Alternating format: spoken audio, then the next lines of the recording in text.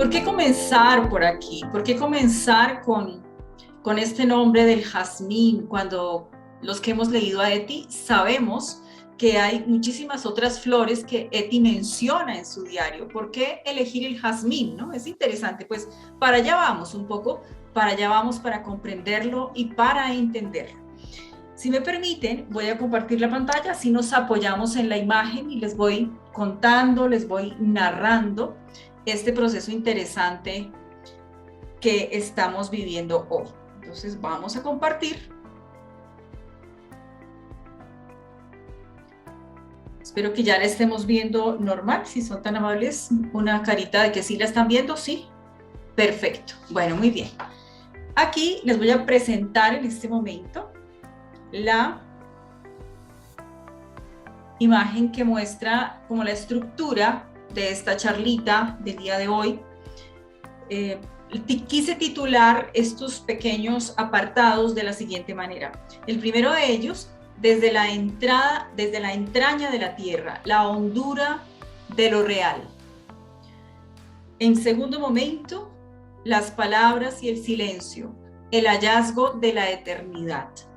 Por ahí, rondando y buscando en el diario de Eti, me encuentro con que esta palabra tiene una clave muy, muy importante. Es decir, nos está revelando algo muy interesante. La palabra, el término eternidad en el desarrollo del diario de Eti y muy relacionado con la naturaleza, con las flores, el jazmín.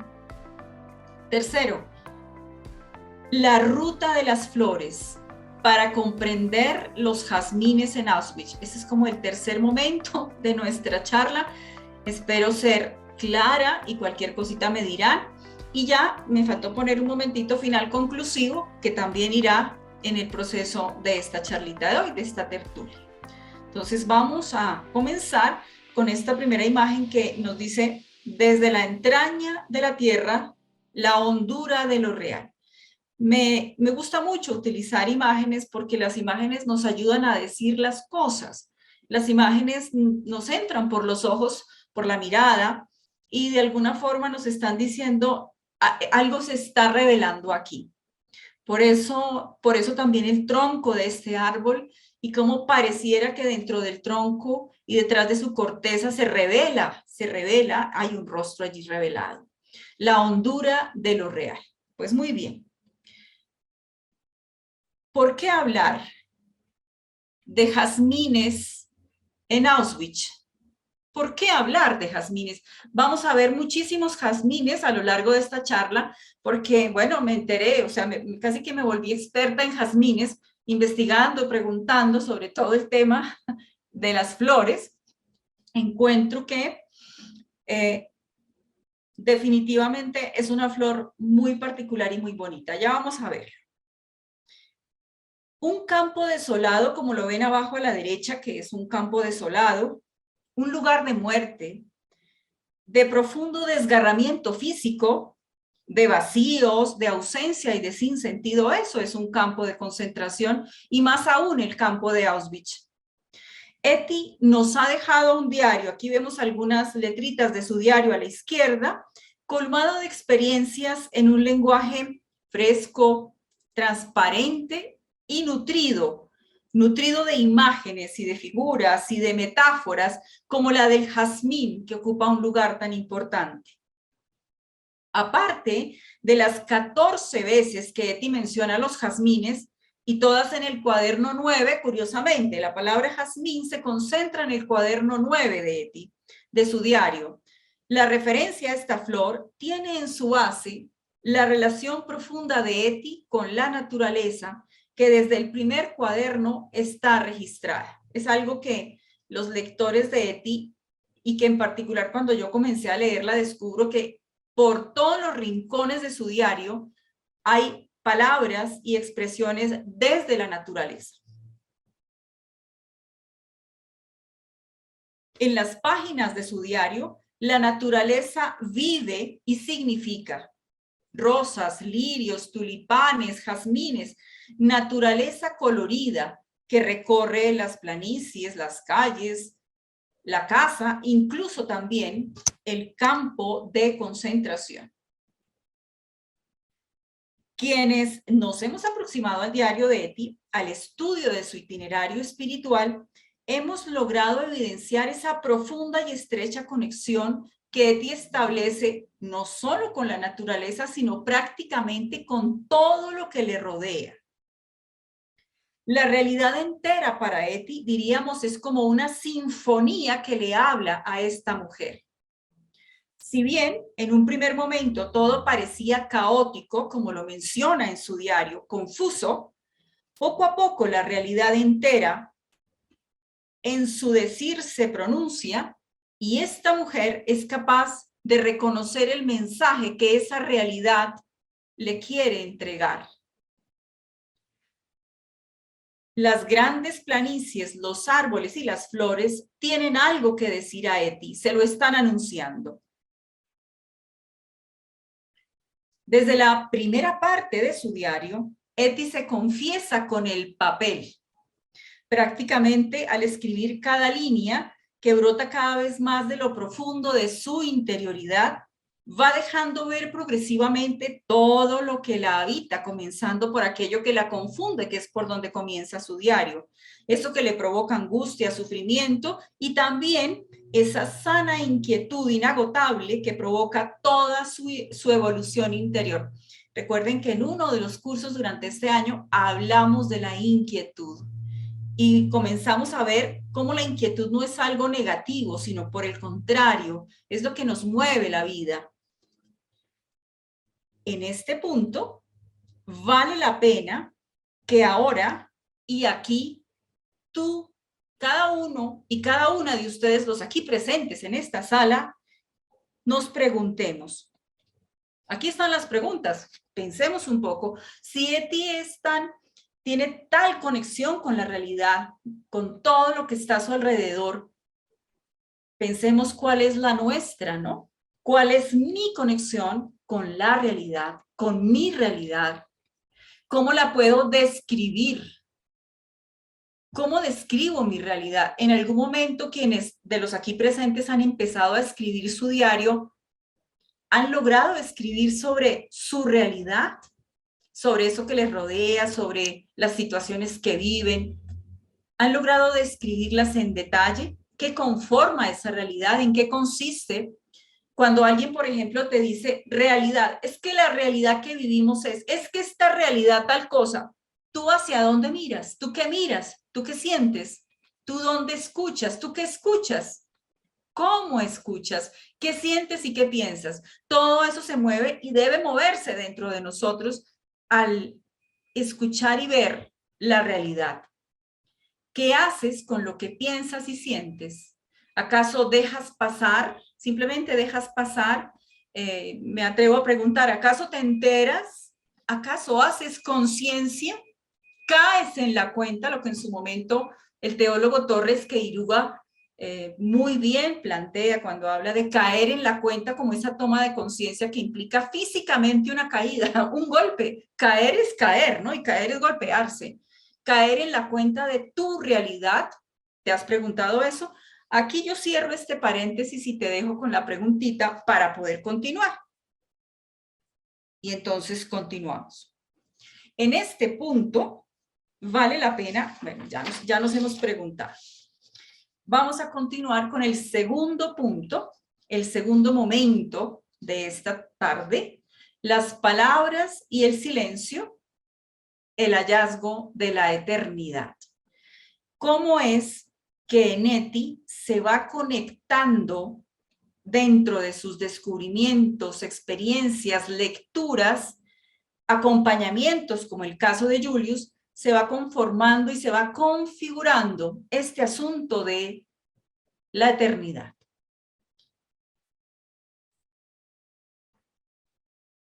La intensidad de la vida de Etty se puede establecer desde la riqueza y el juego de sus palabras que nos parecen tan cercanas. Yo he escuchado a muchos de ustedes que me dicen, es que cuando leo a Etty siento como que la entiendo tan bien que como que me identifico con sus palabras. Muchas de sus palabras no son muy familiares, ¿no? Es decir, que todo eso para nosotros es muy cercano y a la vez, en el caso de Eti, y para nosotros estas palabras se convierten en un reto también particular. En Eti, las palabras se entrelazan en y desde el silencio, que de mes a mes se va haciendo más intenso, más íntimo, más abarcante, más profundo e iluminador. Una clave interesante dentro del desarrollo del diario de Eti es que si bien al comienzo hay mucha confusión y caos, ella va descubriendo que el silencio va a ser una salida interesante y que ese silencio se entrelaza con las palabras y que en ocasiones las palabras sobran porque el silencio se impone, ¿no? Sigamos.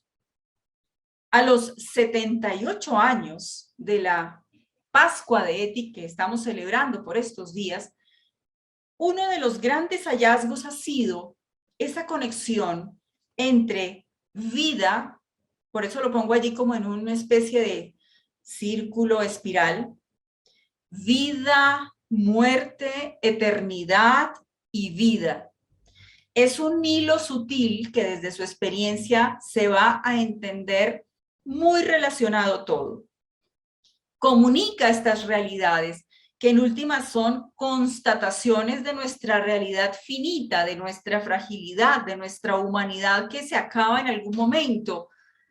Eso que somos y que es inevitable, la impotencia que experimentamos en tantos momentos de la vida, el sabernos desprovistos, despojados, inermes.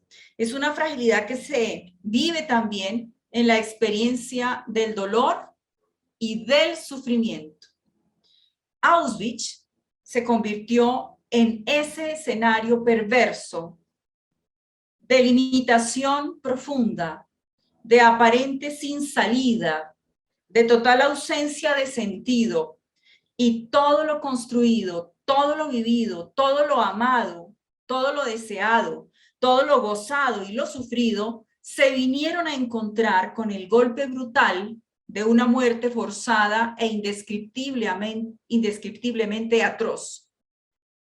¿Cómo entonces aquí, y me devuelvo, podemos afirmar en Eti y su experiencia la profunda correlación entre vida, muerte, eternidad, vida?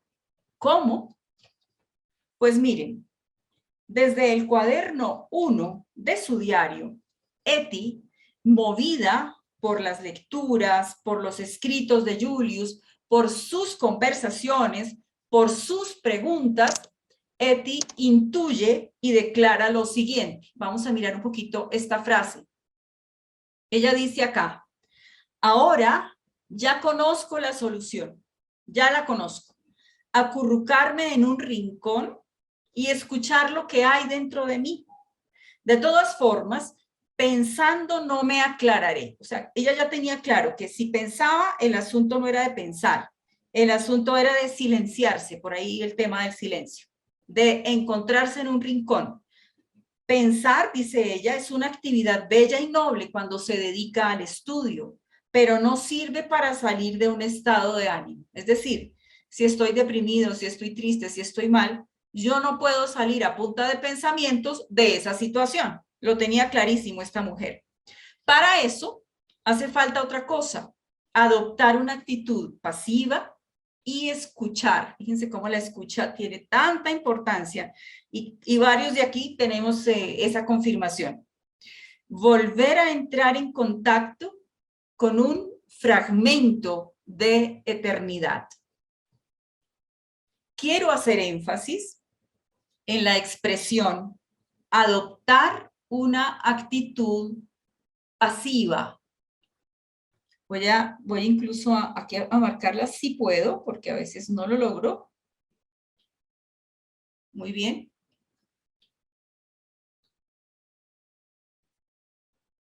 Una actitud de escucha fuertemente conectada con la experiencia de entrar en un fragmento de eternidad. Fíjense cómo aquí al final, justo al final, un fragmento de eternidad aparece en escena. Ese fragmento de eternidad es al que vamos a seguirle la pista para poder ir entendiendo de qué manera esta mujer va intuyendo la relación profunda entre vida, muerte, eternidad. Vida, ¿no? La eternidad como, diríamos, realización de un movimiento evolutivo, permanente, una especie de ser en el ser, plenitud y diríamos también completud de la incompletud. Esa sería como la eternidad que plantea Eti. Esta intuición de Eti contrasta, y aquí ponemos esta imagen, con los tiempos que vivimos. Vamos a ir a estos tiempos. Estos tiempos, intento aquí poner unas imágenes que medio no se digan cómo son estos tiempos, pero creo que algo entendemos ahí. Tiempos posmodernos de agotamiento de las seguridades y de las certezas, tiempos de profundas incertidumbres, de angustias, tiempos en que creemos que el presente es lo único que existe y que se le da prioridad al disfrute, al goce de los placeres de la vida, como casi única posibilidad de realización de lo humano. Diríamos que tiempo sin memoria, tiempo sin referentes, sin soportes ni asideros. Vivimos así como el tiempo de lo inmediato, sin futuro posible, sin fe, sin apenas esfuerzos humanos. Así, en el cuaderno 2, Eti continúa sus referencias a la eternidad, contrastando esa realidad que vivimos con estas referencias de Eti. Vamos cada uno de nosotros decantando como hacia dónde se orienta esto y qué me está diciendo a mí, qué nos dice a nosotros hoy. Me gustaría tanto estar sola, dice Eti, vivir y respirar integrada en la eternidad, en completa sencillez. Aquí aparece otra clave, la eternidad ligada a la sencillez. Sé que esos momentos volverán para luego desaparecer de nuevo. Pero lo que yo pretendo es conquistar un pedazo de eternidad en mí misma. Todo lo demás es secundario. Miren que vuelve a hablar del fragmento de eternidad. Esa intuición que aparece desde el cuaderno 2. Es interesante ver eso, ¿no? La eternidad en esta segunda entrada en el diario está ligada a la sencillez, a la completa sencillez como ella la llama. De manera que la gran aspiración que se oculta en el fondo de la inquietud de Eti se nutre de sencillez, se nutre de simplicidad, de lo que llamamos en el título que hemos puesto a esta parte, de la honradez total con la realidad, de la transparencia, de simplemente ser. Es que eso de ser, como que a qué nos suena, ¿no? Aprender a ser, simplemente ser, pero luego no estoy siendo, pues parece que no del todo. Debo aprender a ser, ¿no?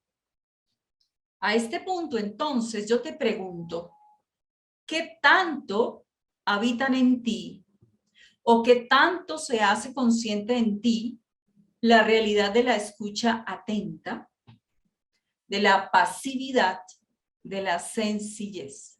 En un mundo tan convulsionado como el que vivimos, en el que la pasividad se compara como con la tontería, con ser bobo, con etcétera, ¿no? Y resulta que pasividad es otra cosa, ¿no? Es descubrir precisamente en el silencio todo el potencial que tiene de transmitirnos algo en la simpleza total de la existencia.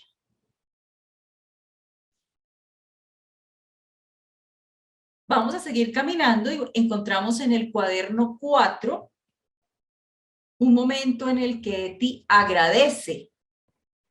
Hay algunos momentos, y me siento muy agradecida por ellos, dice, en los que me desprendo de toda mi búsqueda personal, mi necesidad de conocimiento y sabiduría se aquieta, y entonces vuelve a aparecer un trocito de eternidad, desciende sobre mí con un amplio batir de alas. Miren ustedes qué metáfora más hermosa. En este cuaderno 4, Eti da un paso más. Su búsqueda personal se detiene. Su deseo y necesidad de conocimiento se aquietan. Y entonces Eti permite el descenso de una eternidad que se posa como una palomita batiendo sus alas sobre ella. Eti, la maestra de la metáfora, expresa aquí el modo como se va haciendo totalmente receptiva al decir de lo eterno, de lo inefable en ella. Es una imagen preciosa, imposible de negar. Por otra parte, en varios de sus cuadernos, Eti transcribe la misma cita de Rilke. Podemos así descubrir una fuente de primera mano de sus reflexiones y su proceso interior, en este caso, de la comprensión y sentido de eternidad. Esta cita que viene a continuación, imagínense ustedes que yo la encuentro, si no estoy mal, 5 veces en el diario la misma cita. O sea, para ella debió ser muy importante porque la transcribe 5 veces. Es una cita de Rilke, del poeta Rilke. Y miren lo que dice.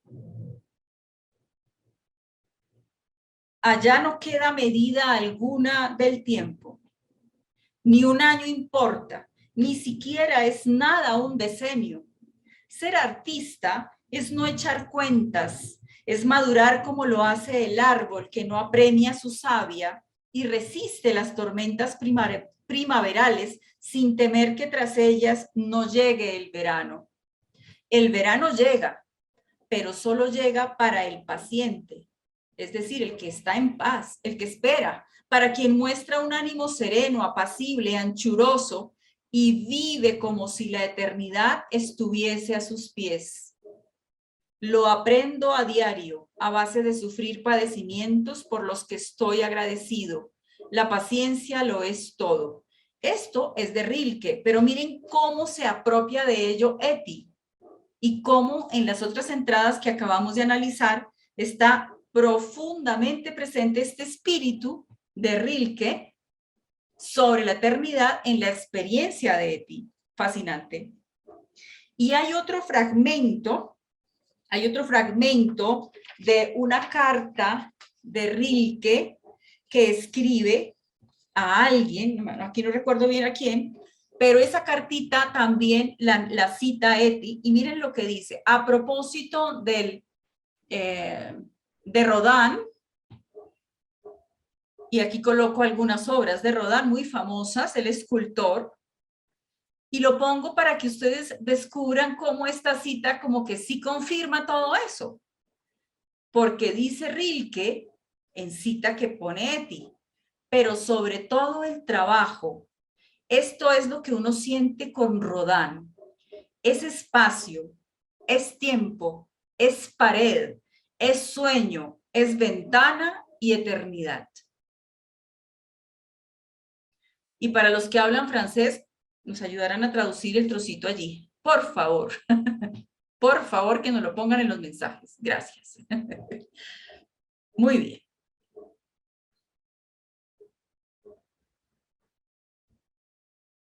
Y continuamos. En el cuaderno 9, vamos a saltar al cuaderno 9, volvemos a encontrar una referencia muy explícita a la eternidad, y es esta. Y así podría seguir durante páginas enteras, dice Eti. También puedo parar. Ese pedazo de eternidad que cada uno lleva dentro de sí se puede expresar en una sola palabra o en 10 gruesos tomos. Soy una persona feliz y aprecio esta vida, sí, en el año de nuestro Señor, sigue siendo de nuestro Señor, 1942. Miren la evolución que se ve del cuaderno 2, del 4 al cuaderno 9, al sentirse ya ella misma portadora de un trozo de eternidad, ¿sí? Como este símil de la eternidad, que no es otra cosa que el misterio que la habita, va siendo consciente cada día más en esta mujer.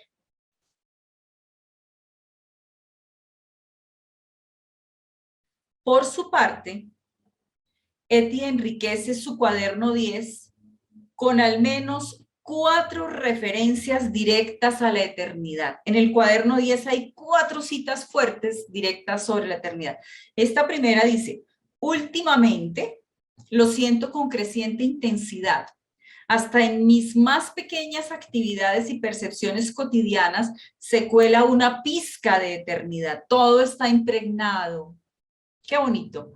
No estoy sola en mi cansancio, en mi enfermedad, en mi tristeza o en mi temor. Ahora yo te pregunto a ti, ¿eres capaz de decir lo mismo? No estoy sola, no estoy solo en mi cansancio, en mi enfermedad, en mi tristeza, en mi temor, sino que estoy con millones de personas, con muchos siglos, y eso forma parte de la vida. Y a pesar de ello, la vida es bella y también está llena de sentido. Qué potente frase que nos llega al alma.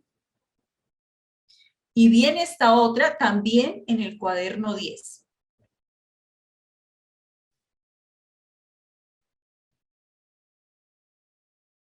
Por un momento, todo era confuso para mis sentidos y me hallé con él, está hablando de Julius, en medio de un espacio infinito, su partero del alma, cargado de amenazas, pero también de eternidad. Julius también fue portador de eternidad para Eti. Fíjense cómo las relaciones con estos otros entrañables que nos ayudan, nos guían, nos acompañan, se constituyen en puentes de eternidad, en puentes de lo profundamente que nos desborda, ¿no? Quizás ayer fue el momento en que se consumó en nosotros la gran y definitiva transformación. Qué cosa más hermosa. En el cuaderno 10, página 832. Y seguimos. Y seguimos. Esto también es del cuaderno 10, del 9 de julio. Hay que olvidar, dice Eti aquí, palabras como Dios. ¿Cómo así? Hay que olvidar palabras como Dios, muerte, sufrimiento y eternidad. Y hay que volverse tan simple y sin palabras como el trigo que crece o la lluvia que cae. Hay que limitarse, y volvemos a insistir, a ser, limitarse a ser. Y creo que aquí hay una fuerte base mateana del Evangelio de Mateo en esta frasecita inocente que pone Eti en su diario.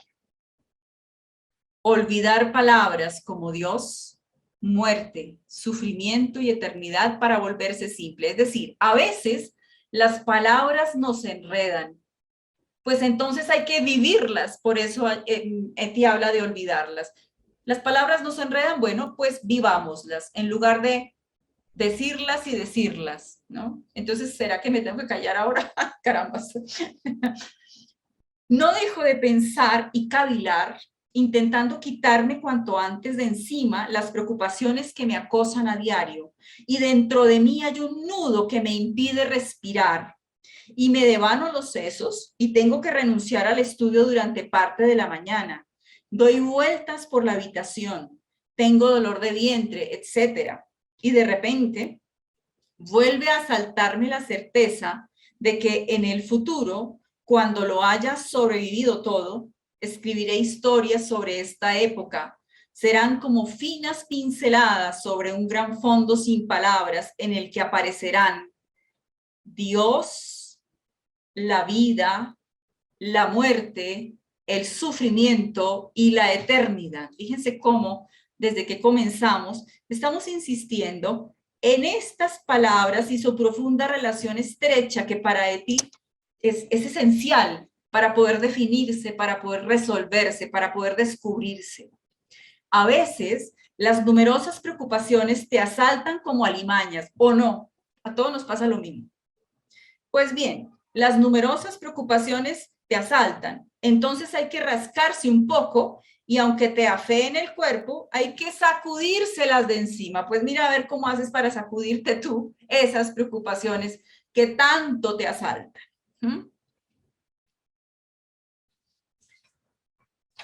Estas 4 referencias que hemos leído del cuaderno 10 van poniendo en total evidencia los frutos del proceso interior de Eti. Aquí lo ven ustedes, muy dibujadito. La evolución de la comprensión y sentido de eternidad en ella. La eternidad en su silencio, en su rincón de la casa del alma, en su lugar que en su simplicidad colma todo espacio, sacia toda sed y calma todo dolor. Tratando de recoger un poco esta potencia de estas líneas del cuaderno 10 sobre la eternidad.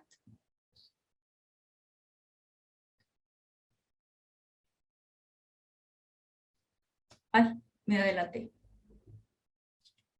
Y estas palabras ya son, estas que estoy mostrando aquí ya son del cuaderno 11, si no estoy mal, de 1942, 17 de septiembre, pocos días después de la muerte de Julius. Y así me siento, siempre e ininterrumpidamente, como si estuviera en tus brazos, Dios mío, tan protegida y a salvo, y tan imbuida de un sentimiento de eternidad. Y es como si mi más pequeño aliento estuviera imbuido de un sentimiento de eternidad, vuelve y repite, y la más insignificante de mis acciones y de mis palabras tuviera un trasfondo más grande y un sentido más profundo. Miren qué intuición tan grande y bonita. Como todo lo que hablo, lo que digo, lo que pienso, apunta a algo más.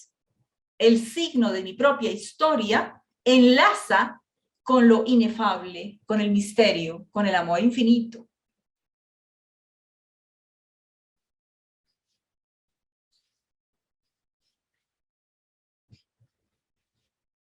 Y aquí, fíjense cómo hasta en la barraca del campo de concentración se plantea la eternidad, se planta la eternidad. Hasta ahí también está, ¿no? A veces por la noche, a la luz de la luna, aquel barracón parecía hecho de plata y de eternidad. Pero por favor, ¿cómo le cabe en la cabeza a un ser humano una barraca inmunda, olorosa, apestosa, llena de acumulación de toda clase de cosas y de personas como si fuesen objetos? ¿Cómo puede una mujer como Eti decir que está hecha de plata y eternidad? ¿Cómo? Y encima dice, como un juguete que Dios hubiese dejado caer de su mano distraídamente. ¿Cómo les parece esto? Sin palabras.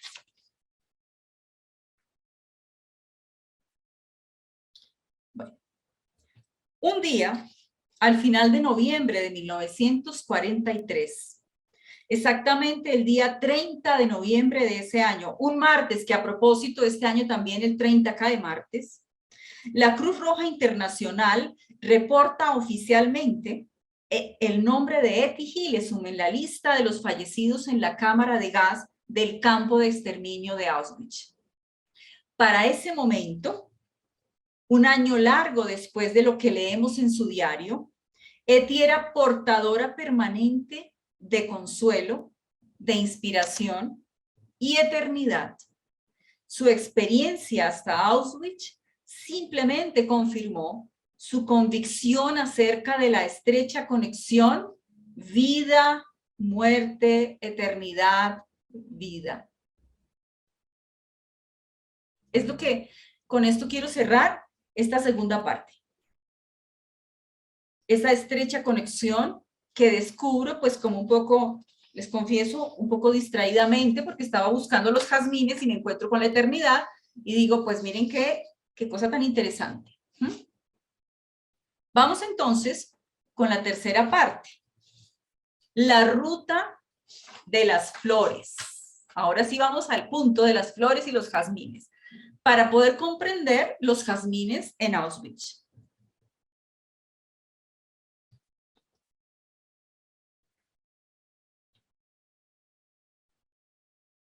Permítanme un segundito, porque aquí estoy tratando de ver las imágenes para no perderme yo del Muy bien. Volvamos ahora a recorrer los caminos de Eti en la ruta que ella misma nos ha dejado. Hagámoslo desde el camino de la sensibilidad hacia la naturaleza que comenzamos a narrar al comienzo. En particular, su sensibilidad hacia las flores. Se pretende con este recorrido mostrar el lugar central de la tierra, la creación entera en el proceso de la vida, comprendida como en toda su real dimensión y profundidad. Una vía de aproximación hacia la comprensión y sentido del morir, incluso como en este caso, una muerte violenta, indigna y absurda, una muerte sin derechos, como era la muerte en Auschwitz. En la ruta de Eti, su primera estación, por decirlo de alguna forma, pasa por una realidad que ella misma describe con detalle. En su manera de ser, habita el deseo de poseer, de comerse el mundo, de tenerlo todo. Esto sucedía tanto con la flor, como con la comida, como con los hombres por los que se sentía atraída, etc. Eti al comienzo muestra una relación con la naturaleza devoradora, diríamos como llaman a estos animales depredadora, depredadora.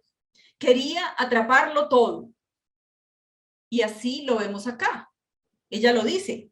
Si me gustaba una flor, lo que más quería era apretarla contra mi pecho o comérmela, literal.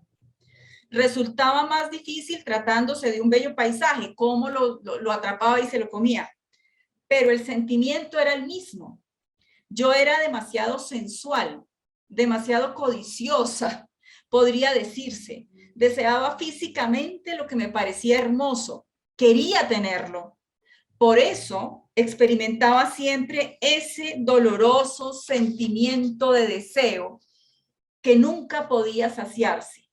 Esa añorancia de algo que yo creía inalcanzable y que llamaba afán creativo. Creo que fueron esos sentimientos tan intensos los que me hicieron pensar que había nacido para crear obras de arte. De repente todo ha cambiado. No sé por qué clase de proceso interior, pero es distinto. Fíjense cómo ella es muy clara con lo que pasa dentro de sí misma. Qué bueno tener la posibilidad de escribir lo que nos pasa para poder llegar a estas claridades como las llega Eti. En la conciencia sobre sí misma, en Eti late, en primer lugar, su corporalidad. Ahí está clarísima. Es una mujer muy sensual, lo cual no es un problema, es más bien una posibilidad en cuanto ella misma conjuga poco a poco en su camino esta sensualidad con sus pensamientos, con su proceso interior que se habitúa poco a poco al silencio. En otras palabras, se va integrando, no se trata de eliminar cosas, sino de integrarlas. Reconocer su cuerpo, aceptarlo, su rostro, su belleza también es parte de este camino. Y aquí lo podemos ver en esto que ella habla sobre sí misma. Miren un poquito vanidosa que era esta mujer. Dice así, le sucede algo bonito a mi rostro. Es como si le hubieran dado una mano de pintura cuando nos pintamos nosotras. Los contornos están más acabados, la expresión es más intensa y la boca es realmente hermosa. Ella está diciendo de sí misma todo eso, llena de expresión y de sentimiento, no demasiado. La boca, pero potente, sin resultar poco femenina. Ayer disfruté mucho mirándome la boca un buen rato en el espejo. Era como si de repente se dibujara en mi rostro de forma más consciente y abierta. Antes parecía mucho más hundida, temerosa, y ahora está empezando a florecer. Aquí aparece ya el tema de las flores, miren, ligado con su vida, su vida que se expresa y florece. Y en ese camino, en esa ruta que emprende, es interesante descubrir su progresiva sintonía con la naturaleza, ahí lo vemos, y su sensibilidad para descubrir la simplicidad propia que habita la creación. Incluso Eti anhela esa simplicidad que ya mencionamos antes, recuerden la sencillez, con la cual se revela ante ella una clave fundamental. La sencillez es encuentro con lo sustancial de la vida. Y en este mundo justamente nos plantean lo contrario. Toca figurar, toca aparecer, pocos sencillos porque eso es ser bobo, etcétera, etcétera. Y resulta que la clave de la vida tiene en su raíz la sencillez. Y aquí viene otra. A veces querría vivir como una flor o como una vaca o alguna otra criatura de la naturaleza. En esos momentos el trabajo intelectual se me antoja algo antinatural y malsano. En esos casos desearía ser tan sencilla que la vida estuviera dentro de mí como algo evidente sobre lo que no tuviera que pensar. En realidad, en lo más profundo de mi ser hay un anhelo hacia lo sencillo, lo tranquilo y lo ordenado. Volvemos a reiterarlo. Qué cosa tan interesante. Y cuando Eti celebra su cumpleaños en enero de 1942, que es el único del que tenemos data por el diario, reaparece el nexo con las flores. Las flores convertidas así en lenguaje, en otro modo de comunicar desde su simplicidad y desde su caducidad y fragilidad. Casi todas las flores, todas son caducas y frágiles. Miren lo que pasa aquí. El regalo de cumpleaños de Julius en enero de 1942. Ahí ya por encimita ustedes se dan la idea con esa imagen, ¿no? Y dice así. Pongamos un poco de orden en lo sucedido por mi cumpleaños. Empezó con unos tulipanes que fueron entregados temprano por la mañana a través del frío y el hielo, cuidadosamente envueltos, delicadas flores en una gélida mañana de invierno, e iban acompañadas de un libro, La realidad del alma, de Jung, y dos tarjetas de visita de él, una que ponía oficial y otra extraoficial, con su caligrafía de oso. Y en la que era extraoficial ponía dos puntos. Para su secretaria, extraordinaria en términos intelectuales y en continua mejora en términos prácticos y reales, lo que le dice Julio Saetti, como una ayuda en el camino de la realidad cotidiana hacia la realidad del alma. Qué cosa tan bonita le puso en el mensaje. Ya quisiera uno que le pusieran algo así en el mensaje del cumpleaños. Aquí creo que tenemos la cita. Y gracias a esas flores y a ese libro y a esas tarjetas, dice Eti, de repente sentí de veras que era mi cumpleaños. Él conoce el arte de crear un ambiente festivo, aun cuando no esté presente, porque eso se lo mandó, está clarísimo que se lo mandó, no se vieron, se lo mandó. Qué cosa tan bonita. El acto de florecer, florecer es una acción, ¿no? Florecer es una forma de desplegarse, de abrirse, de perpetuarse, luego en los frutos. Implica hundir las raíces en el suelo para crecer buscando el aire, la luz, el cielo, todo lo que implica florecer. Imagínense ustedes, ¿han visto florecer alguna plantita que tengan en su casa? ¿Cómo es de bonito? Que cada día sale alguito más. Es muy bonito. Para Eti, el verbo florecer describe su proceso personal de transformación, así como el proceso que acontece en las otras personas. Miren lo que dice acá, por ejemplo. No vayas con exigencias a los demás. Ella se está dando consejos a ella misma. No vayas con exigencias a los demás. No esperes nada. Así privas la libertad al otro y a ti misma. Y se crea un ambiente hostil y brusco en el que una relación humana no puede florecer en sus formas más hermosas. Es decir, cómo las flores tienen tanto que ver con nuestras relaciones, en cuanto que así como las flores florecen espontáneamente y no hay que darles la orden, por favor, florezca hoy o mañana, se deja florecer. Igual pasa con tus relaciones con el otro. Hay que dejarla florecer. Hay que dejar que pase.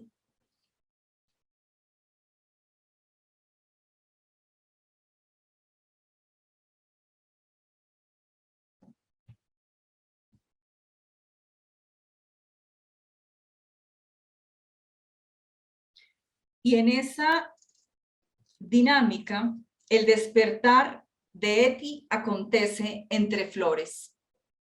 No podían faltar nunca ni en su escritorio ni en su casa. Dios mío, a veces es difícil aceptar y comprender lo que aquellos seres creados a tu imagen y semejanza se hacen mutuamente en estos tiempos desquiciados. Podríamos decir lo mismo por estos tiempos desquiciados del siglo XXI, igual, ¿no? Pero ya no me encierro en mi habitación. Dios, intento mirarlo todo cara a cara. No quiero huir de nada. Y hasta procuro entender y ahondar en los peores crímenes y procuro volver siempre al pequeño hombre desnudo que a menudo no se consigue encontrar en medio de las monstruosas ruinas de sus actos sin sentido. Miren ustedes la metáfora con la que se refiere al pueblo nazi. No estoy sentada aquí en mi habitación tranquila llena de flores, deleitándome con poetas y pensadores que alaban a Dios. Eso no tendría mucho mérito y no creo que sea tan ajena al mundo como dicen mis buenos amigos con ternura. Todo ser humano tiene su propia realidad, lo sé, pero no soy una visionaria soñadora, Dios, ni una colegiala con un alma bella, mi novela, de un alma bella a un alma grande. Intento enfrentarme a tu mundo, Dios, y no me escapo de la realidad, no la evado en hermosos sueños. Creo que hay espacio para hermosos sueños junto a la realidad más cruel.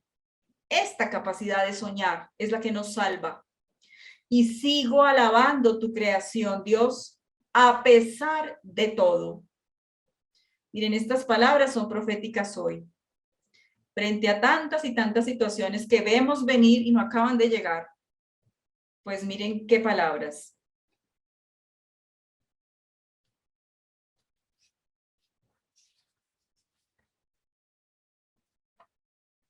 En esta preciosa metáfora, Eti otorga a las flores el lugar de la esperanza. Vamos a verlo a continuación. La vitalidad en medio de las grietas de su vida, por eso coloco allí las grietas de su existencia, de su ser. Aquí nace la lectura y la interpretación que nos permite descubrir el hallazgo de la realidad de la naturaleza, en particular las flores, frágiles y vitales a la vez, retoñan y surgen en lugares y escenarios impensados y difíciles, desérticos y oscuros. A veces cuando uno va por el camino y encuentra en un camino desértico que nació una florecita de nada, y uno dice, ¿pero de dónde? Pero si aquí no hay nada, esto es una pura desierto. Y miren, esta frase, sí, ese cuerpo mío, el cuerpo de ella, de repente veo una imagen de una vieja ruina abandonada, otra metáfora, su cuerpo como una ruina, con blancas palomas entrando y saliendo de los agujeros que hay en las paredes de su cuerpo. Esos son mis pensamientos, son más que pensamientos, son los movimientos y gestos de mi mente. Y entre las grietas crecen flores, jóvenes y nuevas. Entre las grietas de su cuerpo crecen flores, jóvenes y nuevas, tan enternecedoramente frescas y jóvenes entre las paredes desgastadas. Y esos son mis sentimientos. Miren ustedes tan hermoso. Eti florece en sus sentimientos, esos sentimientos renovados que está generando toda su transformación interior. Así es como me siento de repente, como una ruina vieja y abandonada, pero las palomas blancas vuelan a través de los numerosos agujeros y pequeñas flores radiantes crecen entre las grietas de las paredes. Otra potentísima imagen que da a entender de qué manera el recurso de las flores sirve para expresar lo que acontece en ella misma. Eti se detiene ante el proceso vital de una flor. Su sensibilidad se expresa profundamente y sale en cada palabra. Hay en Holanda, creo que aquí también, una rosa que se llama la rosa del té. Es una variedad de rosas que es el producto de la mezcla de varias variedades de rosas. Y es muy hermosa porque, como ustedes ven, tiene el color como del té literalmente. Y ella dice, mi rosa del té se está marchitando entre mi máquina de escribir, un pañuelo y un carrete de hilo negro. Imagínense la escena. Resulta casi insoportable lo hermosa y frágil que es. Es una muerte lenta, suave y resignada con la que empieza a escapar de esta vida fría y efímera. Es tan frágil y tan dulce, y su lenta agonía tiene tanta gracia que mi corazón podría romperse. Hay que dejar tranquila una rosa del té mientras muere en silencio y no querer sujetarla apasionada y desesperadamente. Como ella empezó, recuerden que todo lo quería aprisionar, ya no, dice, ya no. Antes yo podía sentirme inconsolable e incomprensiblemente desgraciada ante una flor marchita, pero también hay que aprender a aceptar sin resistirse el marchitarse de la naturaleza. Miren el símbolo. Y saber que siempre habrá un nuevo florecer. Es que no quedan muchas palabras para decir después de esto, realmente no quedan muchas. Y así, ¿cómo no considerar a este punto el jazmín de Auschwitz? ¿Cómo no considerarlo? Pues mírenlo, aquí está, aunque quedó con un perrito al lado. El jazmín de detrás de mi casa ha quedado completamente destrozado por las lluvias y tormentas de los últimos días. Sus flores blancas flotan dispersas en los charcos de barro negro sobre el tejado bajo del taller. Pero en algún rincón de mi interior, ese jazmín sigue floreciendo, imperturbable, tan exuberante y delicado como siempre. Y exhala su perfume por la casa en la que moras, Dios mío. Ya ves, cuido bien de ti. No solo te llevo mis lágrimas y mis malos presagios, sino también esa fragante jazmín en esta mañana gris y tormentosa de domingo. Vamos descubriendo la potencia del jazmín, la profundidad de significado que esta flor va teniendo y que puede ser representativa de lo que acontece en esta mujer.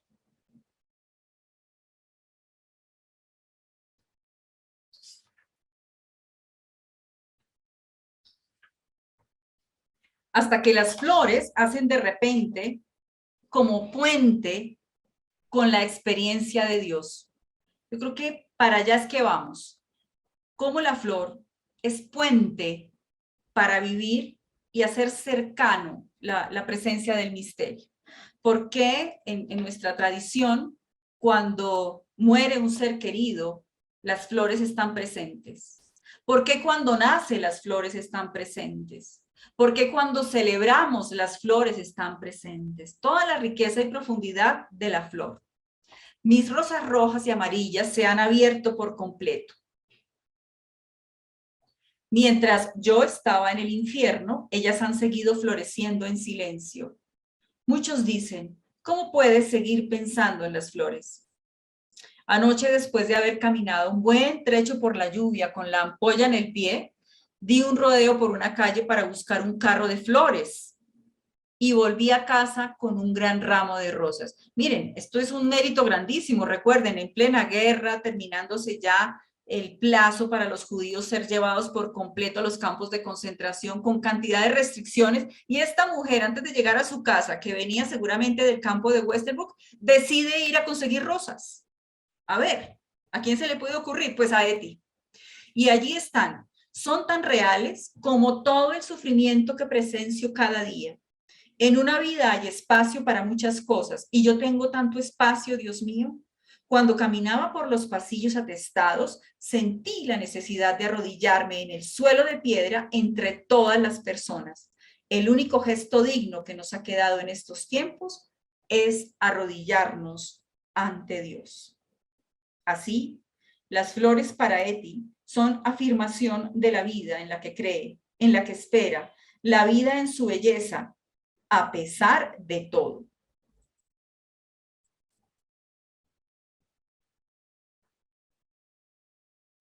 Aquí, entre los escritores, los poetas y las flores que pueblan este escritorio, he amado mucho la vida. Y allí, entre los barracones llenos de seres humanos asustados y perseguidos, he encontrado la confirmación de mi amor por esta vida. La vida en los ventosos barracones no se contradecía con la vida en esta habitación protegida y segura. En ningún momento he estado separada de una vida que supuestamente hubiese dejado atrás, sino que había una continuidad grande y llena de sentido. Y la confirmación del acto que genera una flor, florecer. Así también florece la vida y da sus frutos, y de eso se trata. Vamos a verlo aquí. Florecer y dar frutos en cualquier terreno en que se haya plantado, ¿no podría ser esa la idea? Y no debemos ayudar a hacerlo realidad. Creo que lo aprenderé. Concluyo este recorrido con un texto recientemente descubierto. Corresponde a una de las últimas cartas encontradas e incorporadas en la traducción de las obras completas de Etienne español. Y dice así: no se trata de crecer lo más rápido posible, sino de ir floreciendo poco a poco. No creo que alguien tenga ante sí su plenitud o su perfección. Ya las ha experimentado con anterioridad, en algún momento de su vida o en su juventud, y ya las ha pasado. ¿Y acaso seguir creciendo no es intentar alcanzar nuestros mejores momentos? Miramos hacia adelante, pero a veces no haríamos mejor mirando hacia atrás y hacia adentro. ¡Ja! Interesante, ¿no? Y voy con la conclusión. Estamos cerrando porque no quiero ya aburrirlo. A manera de conclusión, entre las flores, el jazmín. Vámonos al jazmín. Entre las flores, el jazmín. Y sobre el jazmín quisiera contarles, ya yo creo que varios de ustedes saben, pero el jazmín es una flor que se ha cultivado por siglos justamente por la belleza, por la delicadeza de sus flores, por su aroma. Recuerden que el aroma de jazmín, que hay perfumes de jazmín, es considerada como una de las flores místicas por su origen en el Medio Oriente y Lejano Oriente, y por ser una flor muy importante en los jardines de monarcas y poetas inspirados en su belleza y su fragancia. Todo eso es propio del jazmín. ¡Qué bonito! También las flores de jazmín muestran su máximo esplendor durante la noche. De allí los nombres comunes que se tienen para el jazmín: reina de la noche y claro de luna en la arboleda. Esa no me la sabía. Me pareció interesante encontrar ese detallito. Jazmín es el nombre, vamos un poquito a la etimología, con el que se conoce esta planta, que también tiene un nombre científico, Jasminum, del árabe hispano yasamín, que se deriva de la lengua palaví persa, yasamen, y que significa regalo de Dios. ¡Oh! Miren el hallazgo. Fragancia que invita a respirar el aroma, don de Dios. Miren las historias del jazmín. No sé si Eti sabía esta historia, pero de todas maneras fue muy interesante todo lo que logró desde el símil, la metáfora de la flor y la metáfora del jazmín. Por eso es que quedamos sin palabras nuevamente ante palabras como estas que vemos a continuación. Por la tarde, a las 4:15, el sol en este mirador y una ligera brisa a través del blanco jazmín. ¿Lo ves? Acaba de empezar otro nuevo día para mí, el enésimo desde esta mañana a las 7.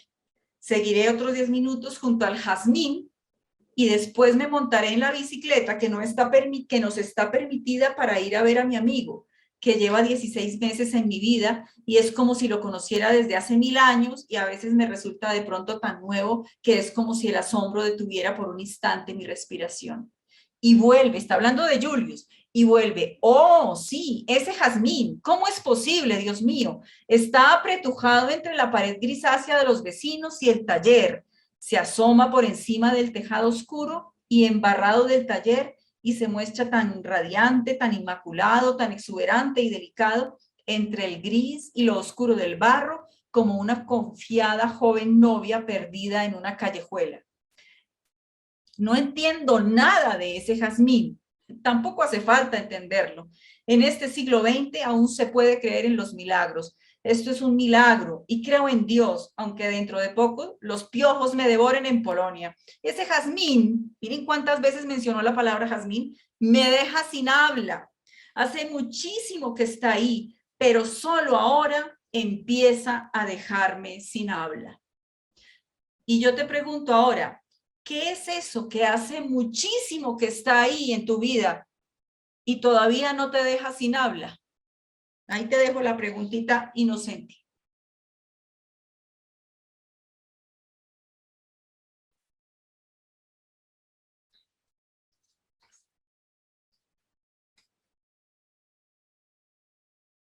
Pero detrás de mi ventana solo hay nubes y copas de árboles agitándose reunidas en un gran círculo en torno a mi ventana.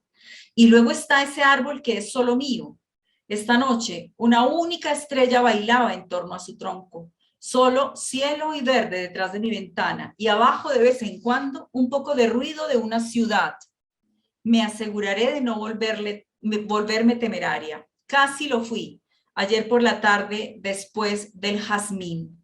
No fue solo ese jazmín. De camino a su casa me encontré con rosas de un rojo profundo que trepaban por la pared de una casa que formaba parte de una larga hilera de viviendas. Y quise entregarles por completo a esas rosas mi inestable corazón. Pero de pronto vi muchas violetas crecer en un pequeño muro de jardín. Y más tarde le pregunté a Julius, ¿no es casi descreído creer tanto en Dios en una época como esta? Y no es frívolo, le pregunté, pensar que la vida es tan bella. A pesar de todo, siempre con el jazmín, la vida es bella, a pesar de todo. Estoy con los hambrientos, con los maltratados y con los moribundos. Recuerden, el campo de concentración cada día, pero también estoy con el jazmín y con ese pedazo de cielo detrás de mi ventana. Pero para todo hay un lugar en la vida, para creer en Dios y para una muerte miserable. Etty comprendió así el fino tejido en el que se entrelazan vida, muerte, sufrimiento, alegría. El jazmín, al fondo simbolizando la belleza, la esperanza, la resistencia interior que provee, que fortalece, que densifica la realidad.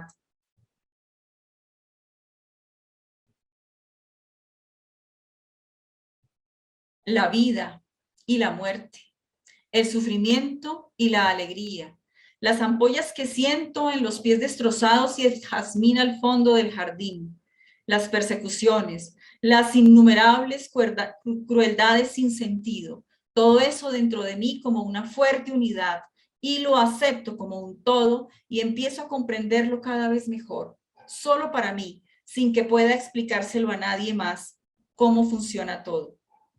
Y ahora te pregunto a ti, ¿dónde está tu jazmín? Mónica, Bárbara, ¿dónde está tu jazmín? Paola, Cristina, Yolanda, Andrés, ¿dónde está tu jazmín? La fuente de tu esperanza, el consuelo de tus días difíciles, ese lugar frágil, esas grietas en que reposan tus miedos y por las que puedes dejar brotar las flores y los jazmines. Bueno, pues ya no hablo más por hoy. Muchas gracias porque hasta aquí llegué.